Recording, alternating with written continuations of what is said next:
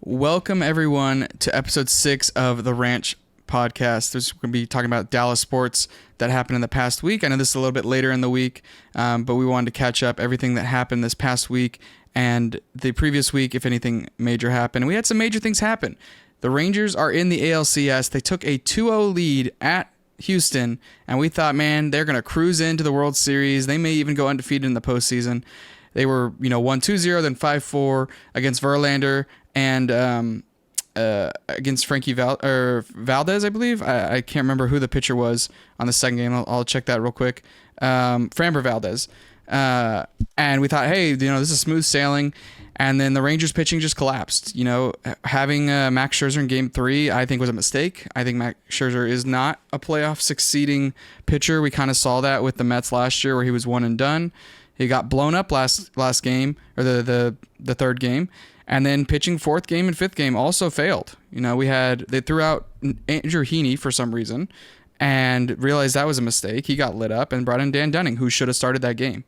And then, of course, today they obviously lost 5-4 to the Astros, being down 3-2, heading back to Houston. If it's anything like the first two games, they'll win because so far what's happening is if you're home team, you're not winning. But really, I think the pitching is going to have to figure it out. And thankfully, we have our two best pitchers coming in Jordan Montgomery and Nathan Eovaldi. Unless I see here that one of them pitched today. Montgomery pitched today, and he actually pitched really well. 5 in 1 inning and 2 earned runs. Leclerc giving up 3 runs at the end of the game. It really hurt them. Did you get a chance to catch this game at all? No, I caught. Which game did I catch? I caught game 2. Okay. Game 2 was fun to watch. Game 3 is actually kind of fun to watch. I know they were getting blown out, but you thought maybe they'd come back. Game 3, up until I believe it was like the 4th or 5th inning, the Rangers kind of were in stride. They tied it back up 3-3, and then it was just all hell break loose. And this game 4 just really came down to the bullpen. I mean, I'm looking at the chart right here. They were in the bottom of the 8th, had a 96% chance to win, and obviously they didn't.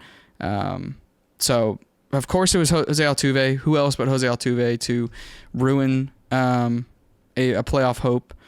But really, Rangers got to figure it out on the pitching. Hitting seems to be doing fine. It's nothing crazy like it was earlier in the playoffs, but 2-0, 5-4, those are great wins. Scoring 5 runs in the third game, you should win that game. Scoring 3 runs in the next game, that's tougher. And then 4 runs tonight. They should have won this game. So they're really going to have to hope that Eovaldi can be the postseason MVP that he was with the Red Sox, and that he has been so far.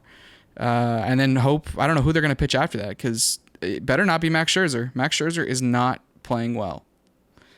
Do you have anything you want to add about the Rangers in the postseason?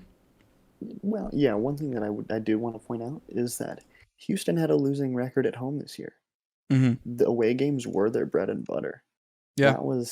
That was what they did, and so and that's how it's played so far this series. They lost at home and then they won on the road. Yeah. So maybe it was a galaxy brain move to let them win the division at the last second, so that maybe they would host the series. We could beat them in 7. I don't know. This series screams that it's going to Game 7. I hope so. Will they win in Game 7? Will they win in Game 7? I don't know, but it screams that it's going to 7. Is what it seems like to me. And looking at the NL side, Diamondbacks tied it up 2-2 in the series. They got one more game in Arizona. I thought Philly was just going to run away with it. They went up 2-0, and I thought we were going to have Rangers and Phillies sweeping in their respected championship series and meeting in the playoffs. But Diamondbacks still got some fight in them. They're their true underdog. I know the Rangers are really an underdog because no one expected them to be here. But if you look at team composition, I think the Diamondbacks are the real underdogs here. They won 84 games to 78. Rangers won 90 and 72. And no one expected the Diamondbacks to beat the Dodgers, and they did. So, rooting for the Diamondbacks to beat the Phillies, because I'd love for the Rangers to play the Diamondbacks, and rooting for the Rangers to beat the Astros. And hopefully they can do that. We have a break in the day on Saturday, and Sunday, I believe, is the next game for the Rangers. It's going to be Nathan Eovaldi versus Framber Valdez, who got lit up last time. Hopefully that can happen again. Yeah. All right, moving on from baseball. There wasn't much in college football. Both the UCF and Texas were on a bye, but I know you wanted to mention something real quick. Yeah, real quick. Future first overall pick, Caleb Williams, has kind of looked like ass 2 weeks in a row. Mm-hmm. He didn't play very well against who was it? Arizona? Yeah, Arizona. He really struggled. Like at halftime, he was like 4 for 10. Like if you look at his final stats, it doesn't look that bad. But if you watch the game, he didn't look very good. And then the following week, last week, he just got stomped by Notre Dame. He threw 3 picks. Um, so there were some athletic ass picks. He was like Mm-hmm. running around and doing all these crazy like escape artist stuff and then throwing a dot to the ops. Um, so everybody saying Caleb Williams would fix the Cowboys can suck my dick. Yeah, I Because it'd be mean, like, I still think Caleb Williams is gonna be good. Don't get me wrong. I do too. I mean, this happened with Bryce Young. People thought Bryce Young was gonna be a bust, and I mean, it kind of has been so far, but he's on a very bad team. I don't see Caleb Williams going into the draft this year. I didn't see it at the beginning of the year.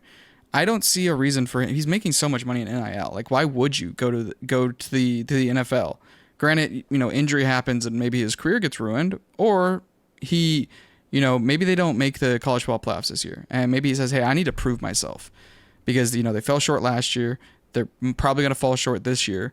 Um, why not get one more run at it? So I mean, yeah, it was like on the Cowboys. It would just be like he'd be like, "Yo, Dak, I can give them the same results, but I'm gonna look cooler doing it." I Yeah, mean, he faced one good defense and fucking exploded. So actually, I changed my mind. He's a perfect Cowboy. yeah, perfect Cowboy fit.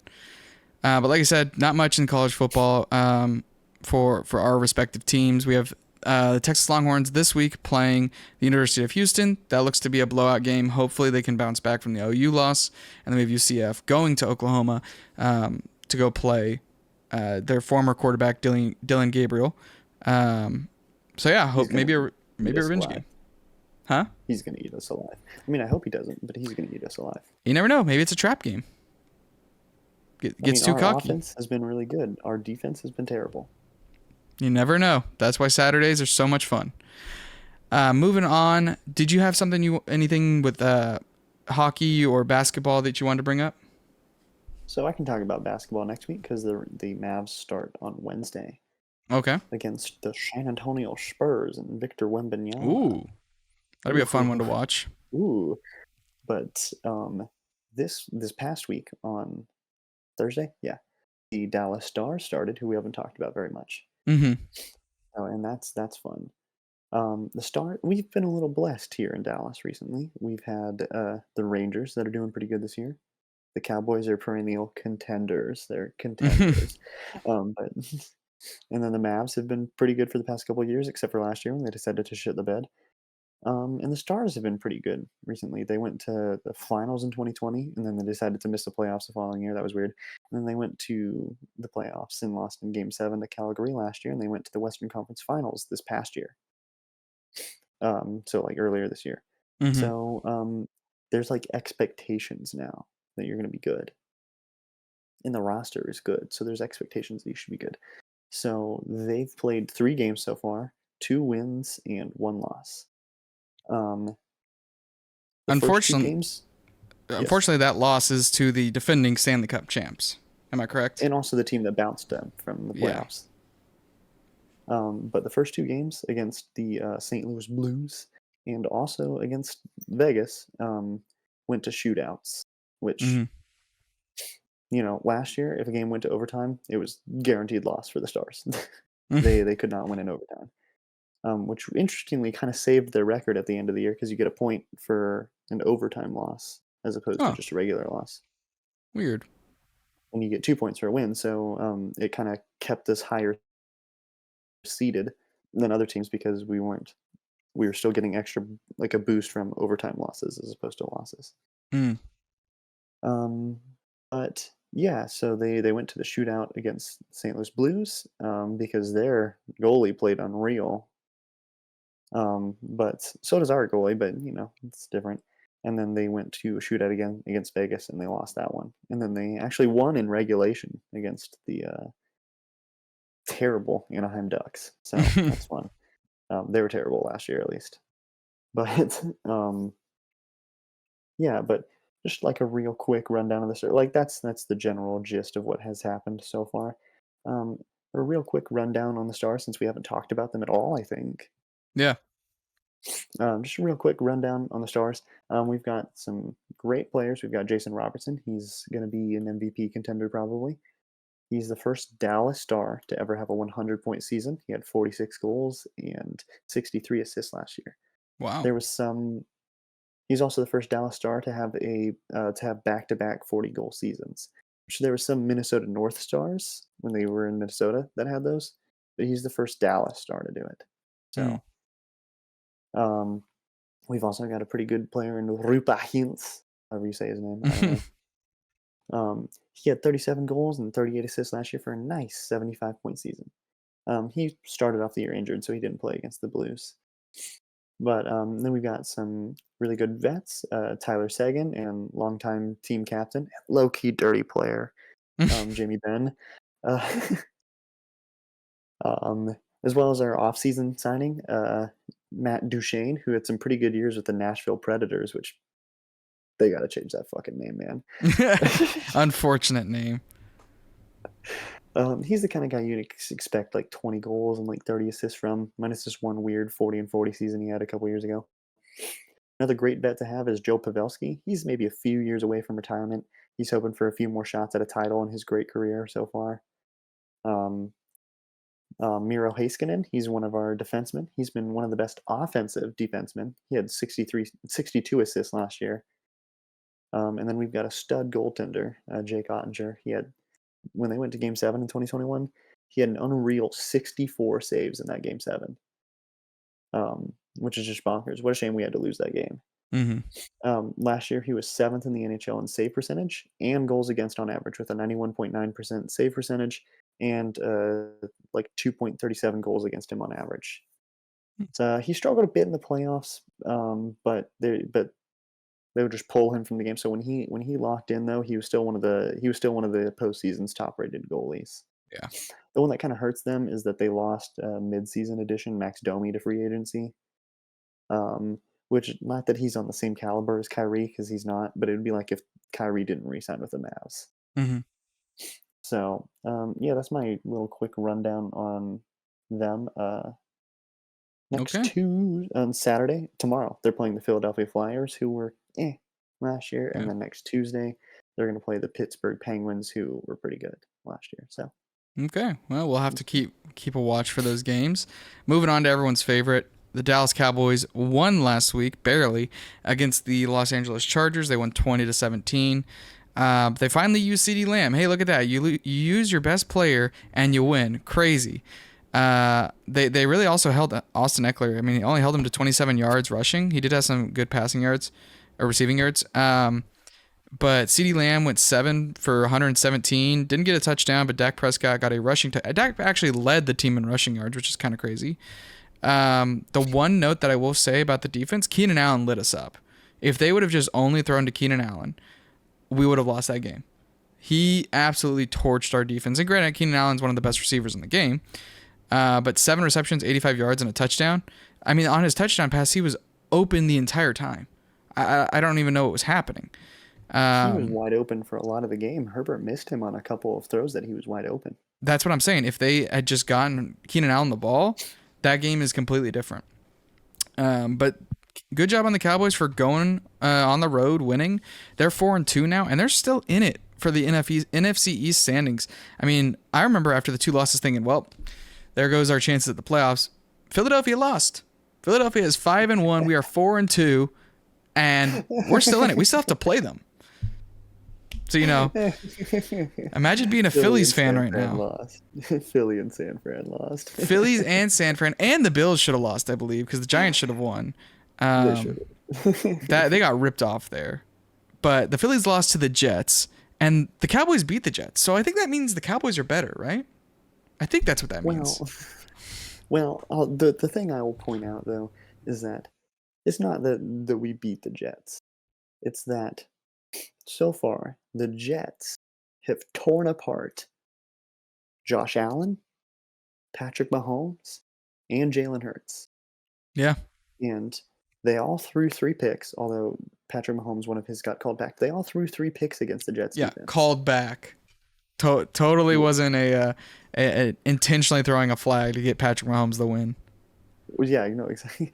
So, yeah, so the thing is it's not just that we beat them, it's that Dak has been the only quarterback that played any good against that Jets defense this year, Yeah. which is a little bonkers. Imagine Since if the everybody Jets since had we all Aaron hate him. Rodgers. Imagine if Aaron Rodgers doesn't tear his Achilles on his fourth They'd be a play. scary team. They'd be a scary team right now. This would be an undefeated team, I think. Because I think they beat Yeah. the Cowboys because it's Aaron Rodgers. He always beats the Cowboys. They beat the Patriots because that's actually an embarrassing loss. And I think that they go the distance and beat the Chiefs. Yeah. Like they're if they had Aaron Rodgers, I fully believe they'd be undefeated heading into New York to go play the Giants. And I mean, until they play the Bills again, it's really just an easy schedule for them. So the fact that they, without Aaron Rodgers, beat the Eagles is an insane test of their skill. Like, I understand Aaron Rodgers is a huge loss, but the fact they still won says, hey, they have players. If Breece Hall went up against what I think is the best run defense in the league. I know that the Cowboys have a really good run defense, but that is a really, really scary defense for the Phillies. And he still, carried that offense. And that's basically what he's going to have to do. Him and Garrett Wilson are going to have to carry on their shoulders Zach Wilson, even though Zach Wilson has made tremendous strides. But yeah, Cowboys, they win. They're one game back from the Eagles, and they're heading back home to play the Rams, who, granted, the Rams are a good team. They're not as good as before. And Cooper Kupp is back, unfortunately, for the Cowboys. But I think this is a winnable game if they play their game right. I think if the defense plays strong, and it's going to be hard because the Rams have a lot of good wide receivers. You got Puka Nuka, you got Cooper Kupp, you got Tutu Atwell, you got Van Jefferson. I mean, they've got a lot of good players on their team. And Matthew Stafford, don't forget about him. But they're without their 2 main running backs. So really, it's going to be stop them on the pass and then just contain them on the run, which is what the Cowboys, I think, will do best. Now, it hurts that Trayvon Diggs is hurt, but I think that's the Cowboys' game, is stop them from making the big plays and just hold them to 2-yard gains, 3-yard gains, 4-yard gains. Keeping that bend, don't break mentality is ultimately how the Cowboys are going to have to play, because they're without one of their major pieces. So you got to hope for mistakes. You got to hope for QB pressure. And you got to hope your offense is clicking. And from what I saw at the Chargers game, it looked like they were clicking. Mm-hmm. Yeah, I mean, it wasn't as many points or as we would have hoped, but turned it over on downs and there's a few things here and there. Still no red zone efficiency. Yeah, but it was a good thing. I saw stuff from the offense that I like to see. I didn't have defensive slugfest on my bingo card. I thought it was going to be a shootout. I think everyone had it as a shootout. But Dak looked very good. He was 70% completion. He had that rushing and that passing touchdown. Mm-hmm. Quite nice to see him running a bit. And also, it was nice to see him kind of gunslinging a bit, because the past few years they've had him chucking that ball downfield, and one of my bigger complaints this year was that he really wasn't. It was they kind of went back to dink and dak, like check downs and all that sort of stuff. But Mm-hmm. he was kind of slinging that. He was kind of slinging that hoe this week. And they also didn't really like him running, especially since that injury. But they always had him just stand in the pocket and get sacked. But he did some mad escape artist tricks, and he really bailed them out of some really bad situations. Like that big run to Pollard should have been you watch that play, it should have been a terrible, terrible loss in yardage. Mm-hmm. But he bounced out of the pocket and made a great throw across his body to Pollard, who obviously he didn't go down, and then he went and took off running. But yeah, Dak actually bailed us out of a lot of stuff. Also, Troy Aikman called him thick. Yeah, that was weird. Like you said, obviously get CeeDee Lamb the ball and good things happen. Holy shit! Who would have thought? And also, Brandon Cooks finally had a good game. Yeah. We Michael kind Gallup of was so close awful. twice. So close. Just a little bit taller or just a little bit lower of a throw. And he has 2 touchdowns. His first 2 touchdowns of the year. I mean, yeah, Oh, that one in the end zone, that was a great throw. yeah. We're lucky that didn't get tipped into an interception. But Yeah. yeah, and then after that, they turned it over on downs because apparently the Eagles are the only team that can do the tush push, and even they failed at it this week. Um, I think that's but going to be the narrative the entire season because, just a tush push. like, I get it. I get the argument for it to be banned. I get the argument for it not to be banned. At this point, everyone is trying to emulate it, and they just cannot do it. Like, just find something else. It doesn't work for you. That's fine. Find something else. Just do a normal QB sneak. Just do a normal QB sneak. Like the one for Dak, they called that play dead so early that I thought maybe like before they were calling it dead, I thought maybe he was gonna break off onto the outside. But it looked like the way I would describe it is it looked like there was a brick wall and Dak was trying to push a brick wall because he just kind of stood still. To me, the thought should be you line up like that and then you actually break on the outside because they're all expecting you to dive in. So maybe, have your O-line push forward, but kind of create a trap with the fullback or the running back, whatever you want to do, and push to the left side.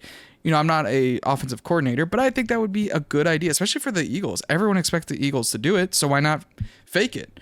But real quick, kind of stealing something you were talking about. I'm just looking at the leaders for interceptions because I was looking at Dak Prescott. He's got 4 interceptions to 6 touchdowns.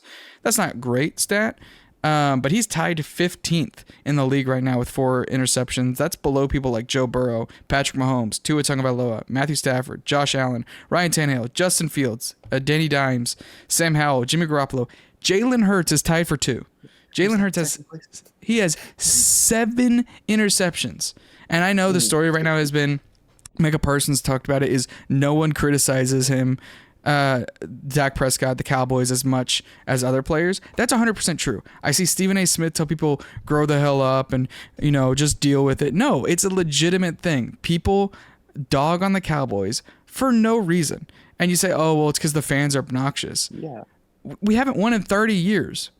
Like the people like us, people that have never seen success as a Cowboy fans, yeah, we're gonna be obnoxious. We want to see our team succeed, and the fact that you keep dogging on it makes it like us versus you. So it boggles my mind when I see all these players that are the GOATs. Patrick Mahomes has 1 more interception than Prescott. No one talks about that because he's Patrick Mahomes. Mm-hmm. Yeah, that's fun. The media has been fighting Micah Parsons all week over that stuff too. I'm a ride and die for Micah Parsons. He's 100% right. No one clowns on the Cowboys as like when we're doing our worst, they jump on us. When we're doing our best, they still jump on us. They're like, oh well, Dak Prescott didn't do this. Every team is good until we play them. Because everybody's talking about how the Chargers are a good team, but once we beat them, we're like, actually, the Chargers suck. Like, yeah, I heard people saying the Chargers are a bottom tier team. No, they're not. They have one of the best receivers, one of the best running backs, one of the best quarterbacks, one of the best defenses. That defense is insane. Joey Bosa was hurt. I get that. He was playing limited, but still, they have Khalil Mack, Joey Bosa. They have Keenan Allen. Defense on paper. Yeah, kind of like us. I know we have a really good defense on the field, but like we have one of the best defenses on paper as well. But yeah, and like all of a sudden the Jets are apparently good. Everyone's like, oh, the Jets are great because they beat the Eagles. We beat the Eagles, and you said the Jets, and you said we were playing a nobody. Like it doesn't make any sense. Mm-hmm. So. Well, yeah. So like I said, they play. Oh, go ahead. Oh yeah, sorry. I'm gonna say. Do you know this really quick? I was gonna say. Penalties. Holy God, penalties. Mm-hmm. They need to clean that up. It's like 2019 Cowboys all over again. Yeah. We lost that playoff game against San Francisco 2 years ago because of penalties. Like they have to clean up the penalties. Yeah. They really, really do. 11 penalties is insane. I think we can thank Kellen Moore a little bit for that win. His cute ass decided to do some bullshit, which we knew he was gonna, Mm-hmm. We knew like all the tweets that I saw when they didn't get that force down thing is everybody was like, Kellen's cute ass. Like everybody kept calling him a cute ass, which was funny. A little fruity are we, Cowboys nation? But they also their second touchdown, they should never have gotten it because apparently there's no such thing as kick interference or catch interference during a kickoff. Yeah. And then there's also like a BS pass interference call on Gilmore, put them at like the 3. Um, but when we needed our guys to show up, they showed up. Parsons, nobody had a sack until the very end of the game when Parsons got through, and then he created some pressure, and Herbert finally threw a pick. He should have thrown like 3. We dropped like 2, Yeah. but he threw a pick to Gilmore, and that was the end of it. But speaking of interceptions, since you already mentioned it a little bit, let's talk about the interception watch really quick this week for Mm-hmm. Dak. This week, Dak threw 0 interceptions. So anybody who threw even 1 is going on the list. Justin Herbert threw 1. He was the game loser. Patrick Mahomes threw 1. Lamar Jackson threw 1. Ryan Tannehill threw 1. Joe Burrow threw 1. Trevor Lawrence threw 1. I can't believe we forgot to talk about Taylor Swift, by the way. It's over now, but oh yeah, that I happened. mean, it was crazy. Justin Fields threw 1, and his backup Tyson Bagent threw 1.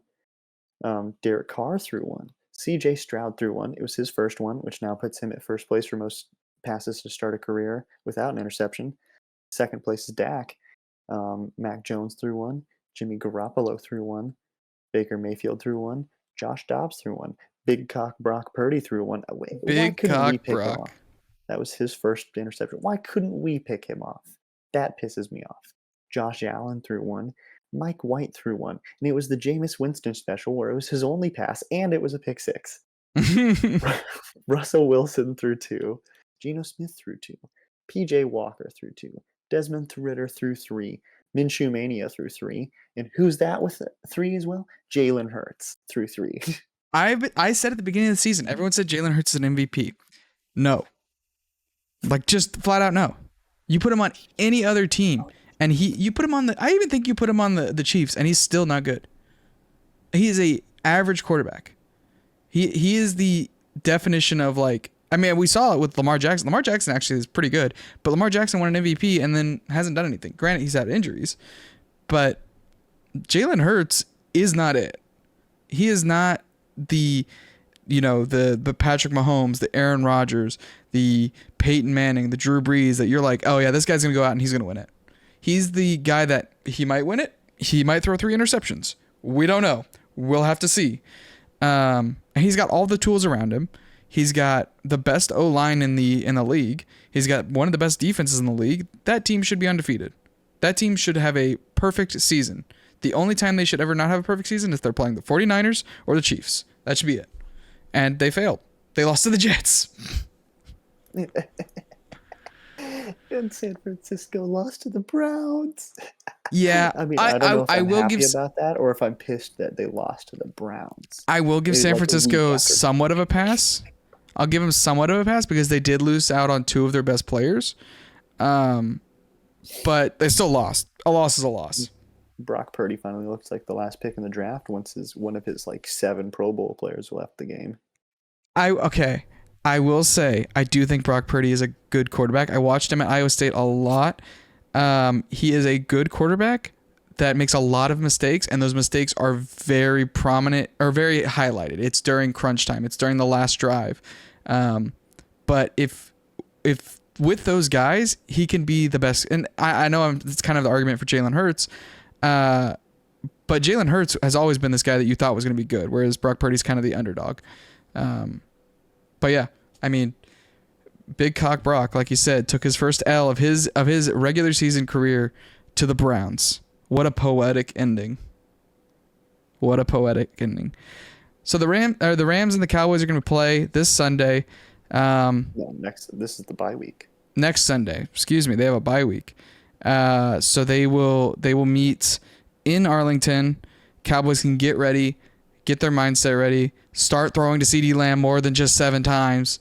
We got more than 4. That's great. Now more than 7. I need to see at least double digits, and it's not just because I have him on my fantasy team. I need to see at least 10 receptions a game to CeeDee Lamb. I don't care how you get it. I don't care if it's junk ball time. Get it to CeeDee Lamb. He's your best player on the field. Once they start double guarding him, then you can give it to Pollard. Then you can give it to Gallup. Then you can give it to Cooper or Brandon Cooks. But until then, CeeDee Lamb is like 7-Eleven. He is always open. 10 attempts to Michael Gallup is some kind of malpractice, by the way. Yeah. All right. Did you have anything else you wanted to add at the end of this? Nope. Hey, All right.